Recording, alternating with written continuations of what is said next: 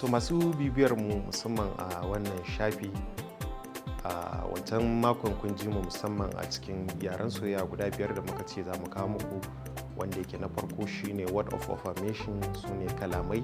Akwai waɗanda kusan suke tasirantuwa musamman da kalamai na soyayya, wanda yake idan har kana son ka yaƙi zuciyar ya mace ko kuma mace ta yaƙi zuciyar na namiji, to dole kalamai suna taka muhimmiyar rawa. Kada mu manta shi da muka cewa maza suna fara gina soyayya ne a lokacin da sai ga mace, sabanin mace ita kuma takan ji tana son namiji ko da bata taɓa ganin sa ba ta hanyar kalamansa.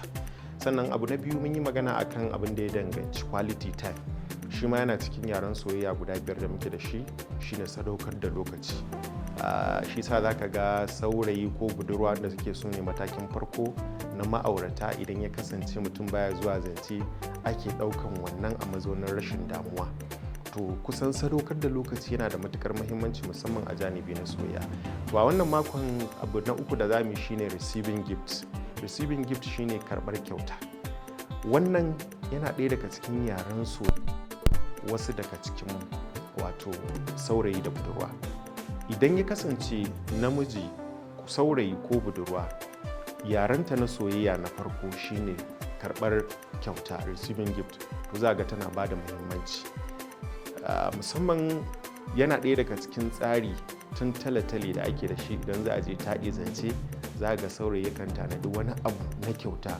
Abubuwan nan sun danganci wala'alla turare ne, a'a fulawa ne, a'a zobe ne, a'a wani nau'in abinci ne, nau'in abin kwalliya ne, nau'in abin shafawa ne. Ya danganta da irin kowane irin abu ka ɗauka a mazaunin kyauta. In za ka je zance sai ka tanadi wani abu ko kuɗi ko makamancin abubuwan da na lissafo, sannan mutum zai je zance.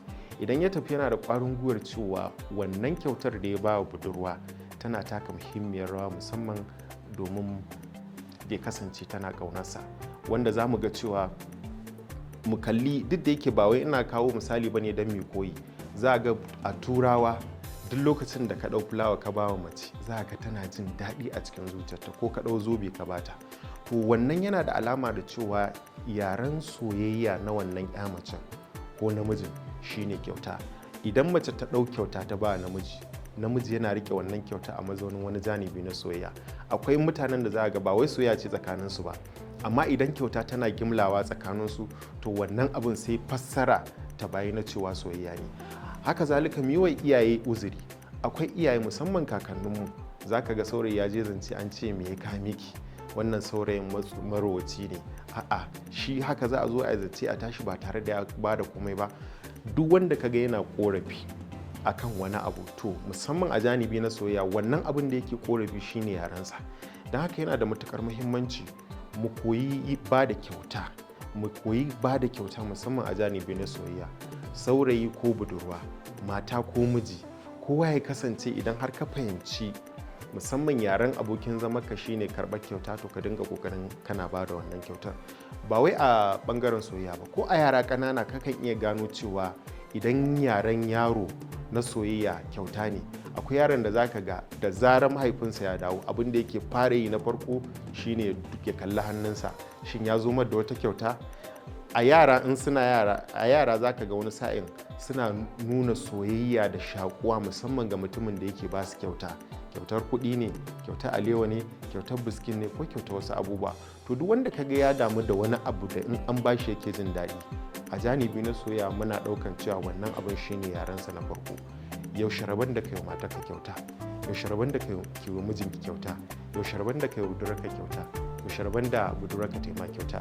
Wannan tambayoyi ne da kusan muka aike su, musamman muna son mu ji ra'ayinku, musamman a comment section. Ya kuke ba da kyauta, sannan an ba ku kyauta ya zuciyarku take ji, sannan ya malejin soyayyar ya mace yake ɗagawa a cikin zuciyarka, ko kuma ya malejin soyayyarka yake ɗagawa a cikin zuciyar mace idan ya kasance ka mata kyauta. Kyauta tana da matukar muhimmanci, don haka mu lura mu fahimta cewa ba da kyauta a janibi na soyayya ko a janibi na zamantakewa yana da matukar muhimmanci. Da haka mu koyi yin kyauta akai-akai, domin kyauta tana taka muhimmiyar rawa musamman ga ma'aurata. Wannan yana ɗaya daga cikin yaren soyayya na uku. Insha Allahu yaren soyayya biyu rage mana shine physical touch, ma'ana haɗuwar jiki, sai kuma abin da ya danganci act of service. Insha Allah za ku ji mu da su.